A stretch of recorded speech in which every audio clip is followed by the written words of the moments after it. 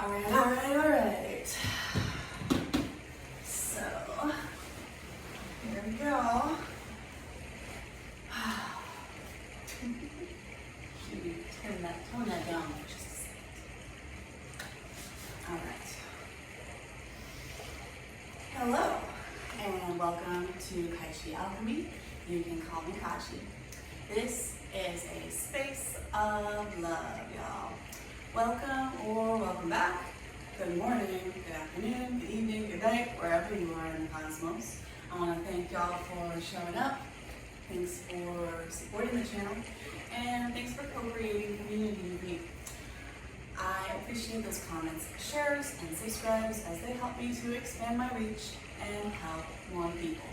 This is going to be a collective message. It will not resonate with everybody. And I encourage you to connect in with your intuition and only take what truly resonates with your soul. So take it or leave it fully or partially, however you feel.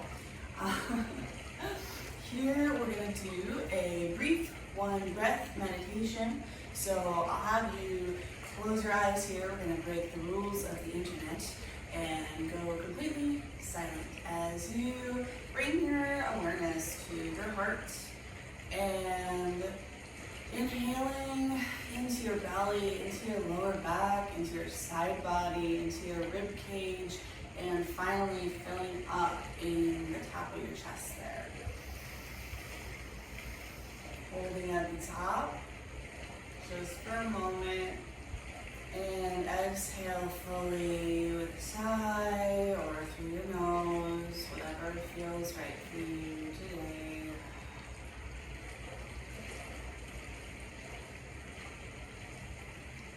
Dropping into this space.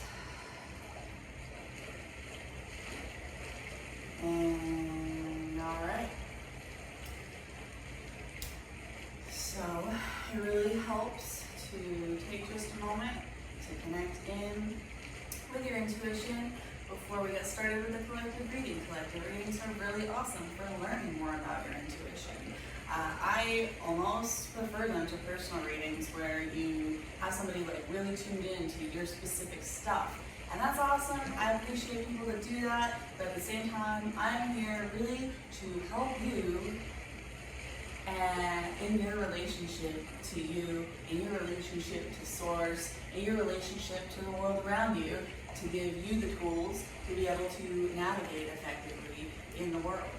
I think I left the only candle that I have that is not going to require the long stick lighter I don't even have. So give me one moment there.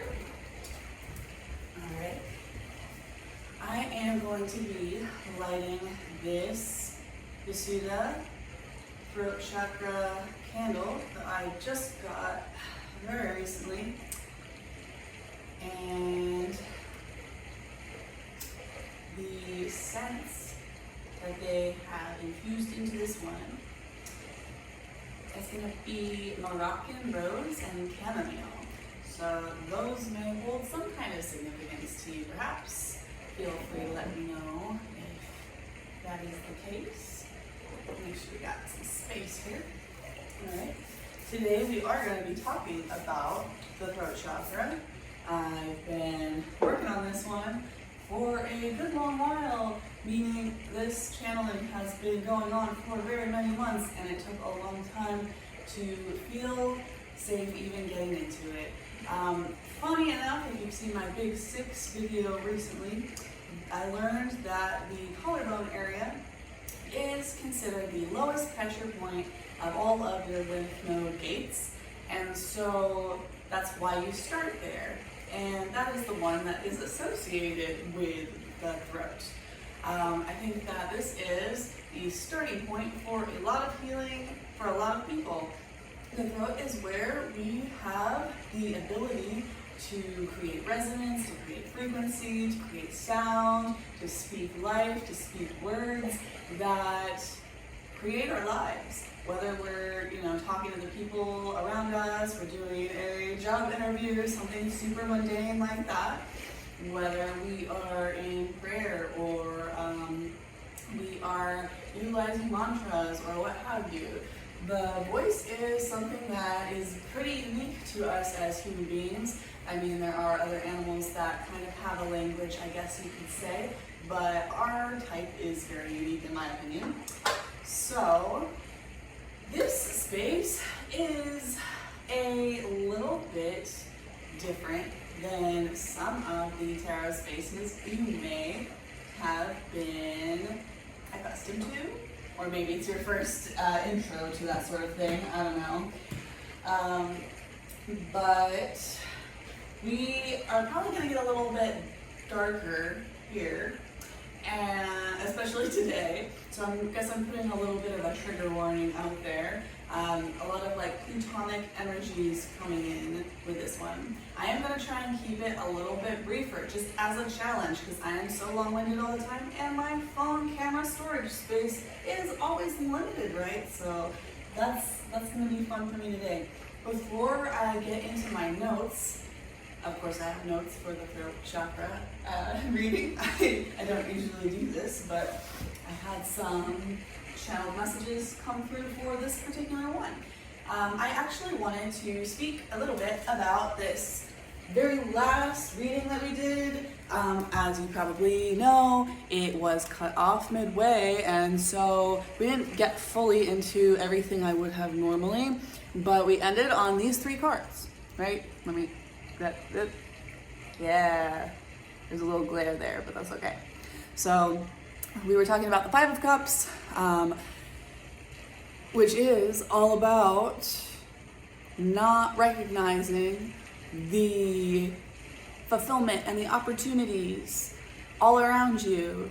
You have these 3 cups of opportunities. You got one behind you, so you really don't know that's there because you're not looking around. But you're really thinking about these ones that have spilled over, and you really wanted those 2 cups. So you are so wrapped up in that you don't realize you got more than you could ever ask for, more than you could ever drink up. So this is in the past position. Probably for some of y'all, this is where you're coming from recently.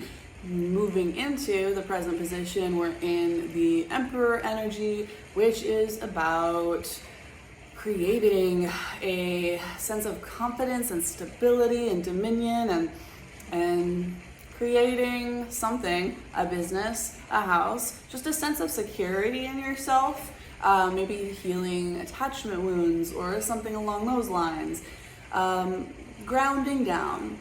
And then in this near future position, we've got the 5 of Wands, and the 5 of Wands is usually a pretty negative card, I guess, has a lot of negative connotations to it. But I wanted to read really quickly the specific notes, or the specific, the specific notes on that card for the Herbal Tarot deck, which is what this one's from.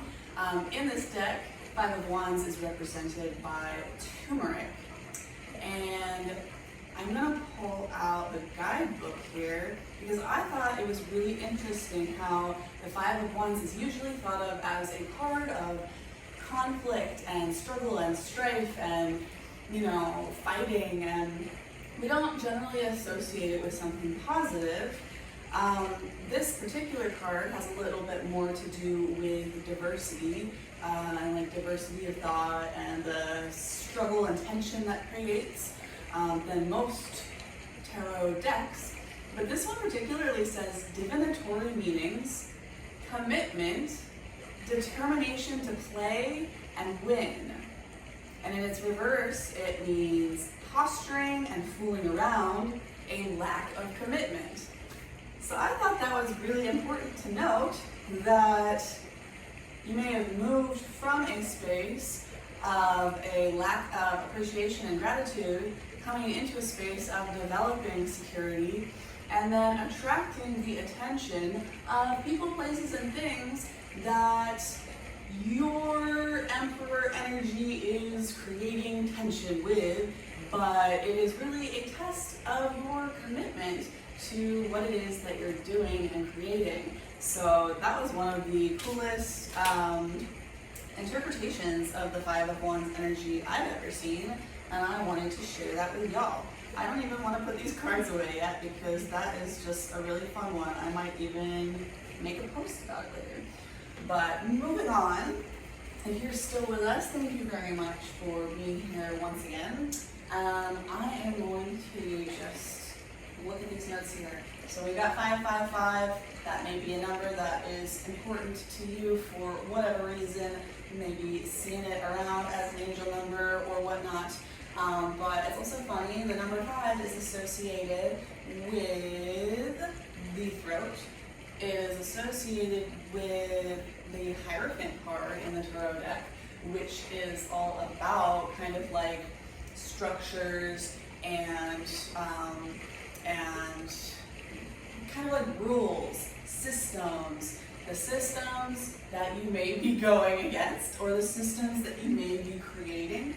It's on the one hand about like lineage and being mentored and listening to the rules that somebody above you is teaching. It can be religious, it can be kind of like school, it can be like this is the way we do things.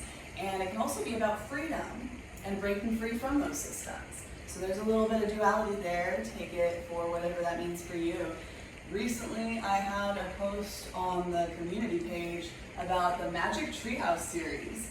If you're not aware of what the Magic Treehouse series is, it is about a young girl and a young boy who have this treehouse that they'll go up into and they'll play, and they find out that it is basically a time machine.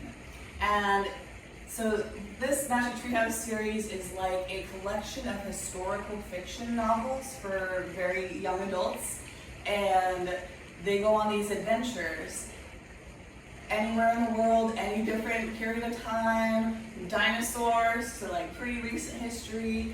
And I took a long time sitting on it, like what is this about? And I realized, oh, so like it's time travel.